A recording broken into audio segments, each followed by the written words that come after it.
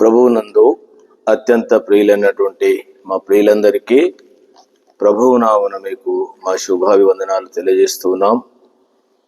గత దినములలో సంఖ్యాకాండము 18వ అధ్యాయంలో నుండి కొన్ని భాగాలను మనము చూస్తూ లేవీలను గురించి, యాజకులను గురించి, ఇశ్రాయేలు ప్రజలను ఉద్దేశించి దేవుడు వారికి ప్రత్యేకంగా లేవీలను ఏర్పాటు చేసినాడు. ప్రత్యక్షపు యొక్క గుడారం యొక్క సేవ, వారి బాధ్యతలు వారే భరించవలసిన వారుగా ఉంటున్నారు. అయితే ఇశ్రాయేలు యొక్క బాధ్యత దేవుని మందిరానికి వారు తీసుకొచ్చి రావాల్సిన యొక్క అర్పణలను గురించి, వారి యొక్క దశమ భాగములను గురించి వారు చెల్లించవలసిన వారుగా ఉంటున్నారు. తిరిగి లేవీలు, యాజకులు దానిని సరైన విధానంలో ఉపయోగించుచు దేవుని కొరకు ఏది చెందాలనో దేవుని యొక్క సన్నిధిలో అర్పించాలో అర్పిస్తూ దేవుని ప్రజల పక్షంగా దేవుడు తన నిమిత్తము తీసుకొని వచ్చినట్టు ఆ దశమ భాగములను నమ్మకంగా వారు ఉపయోగిస్తూ దేవుని సేవ చేయవలసిన బాధ్యతగా వారు ఉన్నారు. అందుకనే లేవీలకు, ఇశ్రాయేలు ప్రజలకు ఉన్నటువంటి సన్నిహిత సంబంధము అది ఎన్నటికి కూడా విడిచిపోయినటువంటి యొక్క బాధ్యత. అందుకనే పాత నిబంధన కాలంలో ఇశ్రాయేలు యొక్క ప్రజలకు, లేవీలకు ఉన్నటువంటి యొక్క సన్నిహిత సంబంధము అది ఎప్పటికీ వారు నిత్యమైనటువంటి యొక్క కట్టడగా దేవుడు నిర్ణయించినాడు. అదేవిధంగా నూతన నిబంధనలో దేవుని సంఘానికి, దేవుని ప్రజలకు, దేవుని సేవకులకు ఉన్నటువంటి ఆ యొక్క అన్యోన్యత లేక సన్నిహిత సంబంధము అనేది ఈ రెండు విషయాలను మనం ఎరగవలసిన వారంగా ఉంటున్నాం. ఈ సందర్భంగా ఒక చిన్న వచనాన్ని మనం ఆధారంగా తీసుకుందాం. ద్వితీయోపదేశ కాండము 10వ అధ్యాయము 9వ వచనము నేను చదువుతున్నాను, గమనించండి.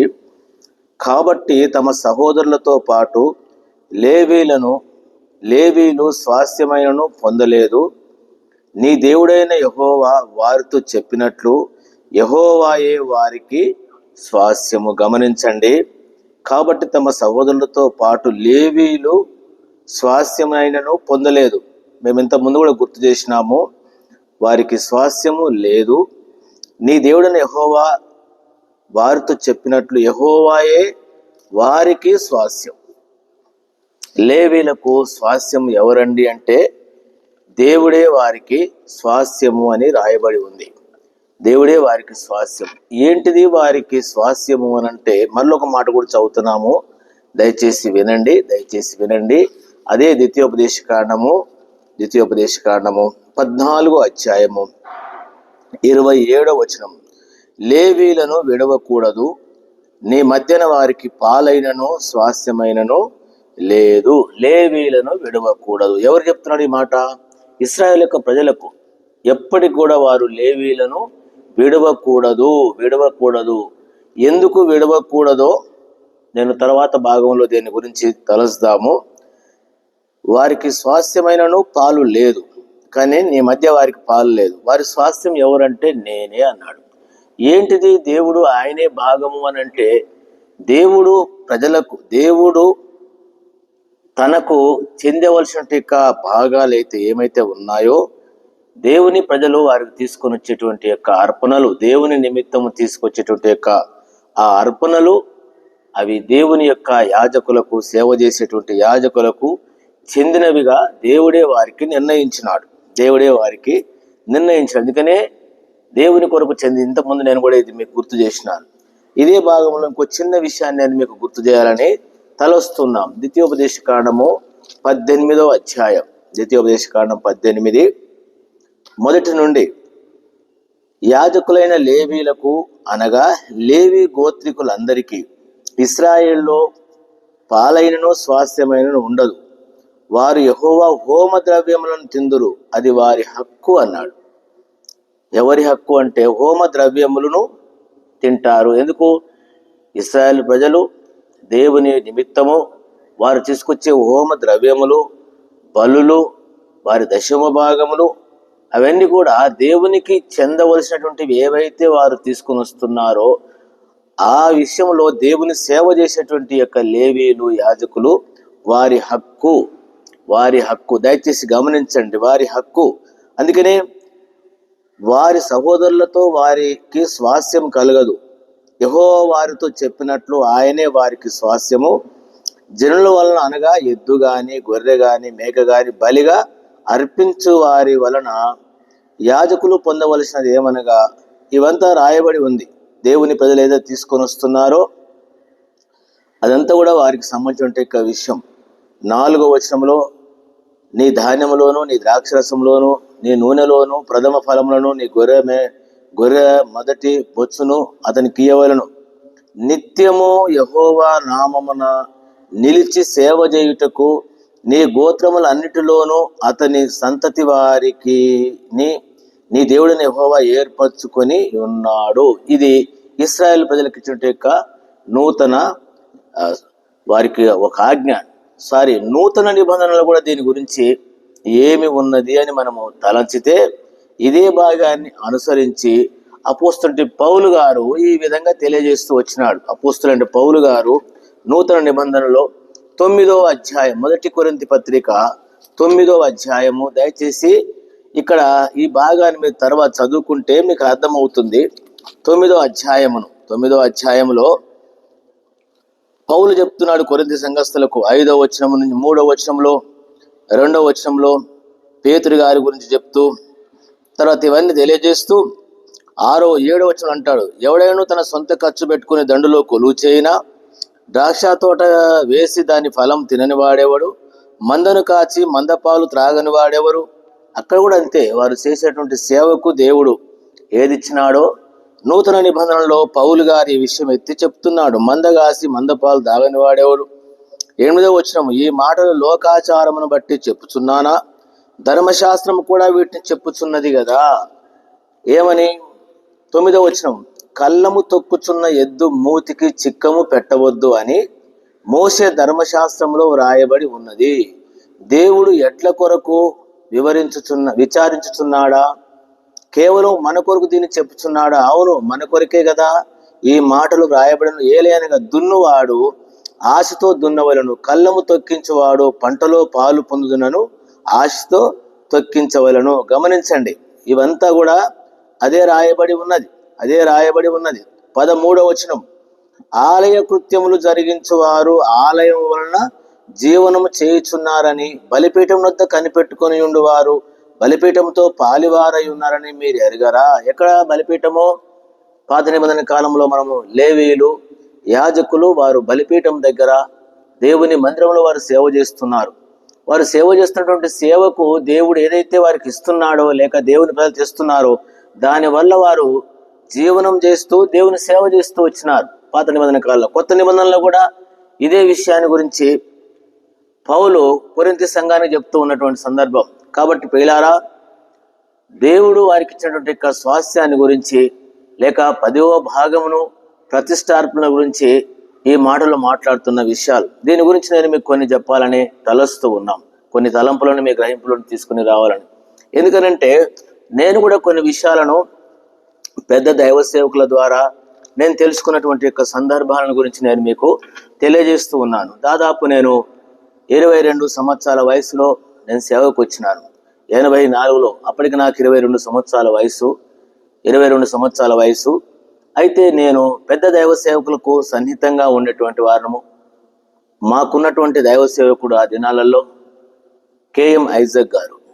వారు ఈ తెలంగాణ ఏరియాలో దైవజనుడు భక్సింగ్ గారు ఇంకా మన యొక్క ప్రాంతానికి అడుగు పెట్టక ముందే వారు దేవుని సేవ చేసేటువంటి వారు. నాకు తెలిసి నేను వారి దగ్గర నుంచి తెలుసుకున్నటువంటి సందర్భాలు ఏంటంటే, ఐజక్ గారు అయితేంది, తర్వాత దేవసాయం గారు, ఇంకా బహుశా ఆగస్టిన్ అంకుల్ కూడా, వీరందరూ కూడా ఆ దినాలలో ఇక్కడ సేవ చేసేవారని నేను ఎరుగుదును. ఆ దినాలలో లాలద్దీన్ గారు కూడా ఈ ప్రాంతంలో తెలంగాణ ఏరియాలో దేవుని సేవ చేసినారు. వారితో కలిసి వీరు చేసేవారని, ఆ తర్వాత దైవజనుడు భక్సింగ్ గారు వచ్చినప్పుడు భక్సింగ్ గారితో కలిసి వీరు వచ్చినారు. అందుకనే ఇక్కడ ముందుగా సేవ చేసినటువంటి వారు వీరు అని నేను ఎరుగుదును. అట్లాంటి వారి దగ్గర అంటే ఆ దాసుని దగ్గర నేను కూడా అడిగినాను, ఏంది మన యొక్క క్రమము, మన విధానము ఏంది అన్నప్పుడు ఆయన కొన్ని విషయాలు చెప్పినాడు. నాకు కొన్ని విషయాలు చెప్పాడు. మనది దైవజనుడు భక్సింగ్ గారిది మెల్కిసెదెకు యొక్క క్రమము అన్నాడు. మెల్కిసెదెకు ఏంటిది? మెల్కిసెదెకు యొక్క క్రమము అని అంటే, ఈ మెల్కిసెదెకు మనకు ఎక్కడ కనబడతాడు అంటే ఆదికాండము 14వ అధ్యాయంలో కనబడతాడు. కొన్ని విషయాలు మాత్రమే నేను గుర్తు చేస్తున్నాను అక్కడక్కడ. కాబట్టి దేవుని బిడ్డలుగా ఇదేదో నేను వేరే తిరిగి తలస్తున్నానని అనద్దు. కాబట్టి భక్సింగ్ గారి గురించినటువంటి క్రమాన్ని గురించి నేను అడిగినప్పుడు దేవుని దాసులు ద్వారా నేను నేర్చుకున్నది ఏంటంటే, ఆదికాండము 14వ అధ్యాయము, ఆదికాండం 14:18 నుండి, మరియు షాలేము రాజు అయిన మెల్కిసెదెకు రొట్టెను ద్రాక్షరసమును తీసుకుని వచ్చెను. అతడు సర్వోన్నతుడగు దేవుని యాజకుడు. ఎవరైనా? మెల్కిసెదెకు. అప్పటికి ఇంకా లేవీలు రాలేదు, వీళ్ళెవరు రాలేదు. మనకు తెలుసు. కాబట్టి ఎవరైనా అంటే మెల్కిసెదెకు యొక్క ఏముంది? రొట్టె ద్రాక్షరసం. ఎవరికి తీసుకొచ్చినాడు? ఇదంతా మనకు తెలిసిన విషయమే. అబ్రహాము దగ్గర తీసుకొని వచ్చినాడు. అతడు సర్వోన్నతుడగు దేవునికి యాజకుడు. అప్పుడు అతడు అబ్రహామును ఆశీర్వదించి, ఆకాశమునకును భూమికిని సృష్టికర్తయగు సర్వోన్నతుడైన దేవుని వలన అబ్రహాము ఆశీర్వదించబడునుగా. కానీ నీ శత్రువులను నీ చేతికి అప్పగించిన సర్వోన్నతుడగు దేవుడు స్తుతింపబడునుగా కానీ చెప్పాను. అప్పుడు అతడు అన్నిటిలో ఇతనికి 10వ వంతు ఇచ్చాను. అన్నిటిలో ఇతనికి ఎవరికి ఇవ్వాలా? ఎవరైతే రొట్టె ద్రాక్షారసమును తీసుకొని వచ్చినాడో, అబ్రహాముకి ఇచ్చినాడో, అబ్రహాం ఏం చేసినాడంటే అన్నిటిలో 10వ వంతు. అన్నిటిలో ఏ క్రమం ఇది? మెల్కిసెదెకు యొక్క క్రమము. మన యొక్క సహవాసం యొక్క క్రమాన్ని గురించి ఈ విధంగా ఉన్నటువంటి విషయం. ఇది నూతన నిబంధనలో ఒక విషయం నేను మీకు గుర్తు చేస్తున్నాను, గమనించండి. హెబ్రీ పత్రిక 7వ అధ్యాయం, ఇది మీరు తర్వాత చదువుకోండి. 7వ అధ్యాయం 1 నుంచి, రాజులను సంహారం చేసి తిరిగి వచ్చుచున్న అబ్రహామును ఎవడు కలుసుకొనునో అతనిని ఆశీర్వదించును. ఎవనికి అబ్రహాం అన్నిటిలో 10వ వంతు ఇచ్చెనో ఆ షాలేము రాజును మహోన్నతుడగు దేవుని యాజకుడైన మెల్కిసెదెకు నిరంతరము యాజకుడుగా ఉన్నాడు. అతని పేరు మొదట నీతికి రాజనియు, తరువాత సమాధానపు రాజనియు అర్థమిచ్చినట్టు షాలేము రాజని అర్థం. అతడు తండ్రి లేనివాడును, తల్లి లేనివాడును, వంశావళి లేనివాడును, జీవిత కాలమునకు ఆదియును జీవమును అంతమునైన లేనివాడయ్యుండి దేవుని కుమారుడు. ఎవరు? మన ప్రభువైన అయిన యేసుక్రీస్తు వారికి గుర్తుగా ఉంటున్నాడు. ఇతడు ఎంతగానో చూడి, మూల పురుషుడైన అబ్రహాము అతనికి కొల్లగొన్న శ్రేష్టమైన వస్తువుల్లో 10వ వంతు ఇచ్చెను. లేవి విషయాలను చూస్తే అహరోను యొక్క వంశకులకే చెందుతుంది.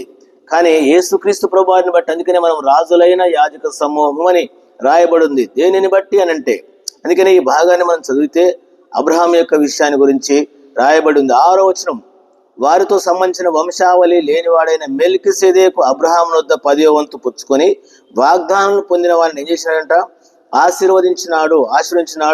గమనించండి, ఇందులోనే 2 సార్లు ఈ మాట రాయబడి ఉంటుంది. 11వ వచనం, అయితే లేవీలు యాజకులై ఉండగా ప్రజలకు ధర్మశాస్త్రం ఇవ్వబడిన కనుక ఆ యాజకులు సంపూర్ణ సిద్ధి కలిగిన ఎడల అహరోను క్రమములో అహరోను యొక్క క్రమము చెప్పబడి మెల్కిసెదెకు క్రమము చొప్పున అతడు వేరొక యాజకుడు. మెల్కిసెదెకు యొక్క దేవుని దాసుని ద్వారా నేను విన్నటువంటి వాడు మెల్కిసెదెకు యొక్క క్రమము. 17వ వచనము కూడా నేను చదువుతున్నాను. ఏలైనగా నీవు నిరంతరము మెల్కిసెదెకు క్రమము చొప్పున యాజకుడవై ఉన్నావు. ఎవరు యాజకుడు అంటే మన ప్రభువైన యేసుక్రీస్తు వారు.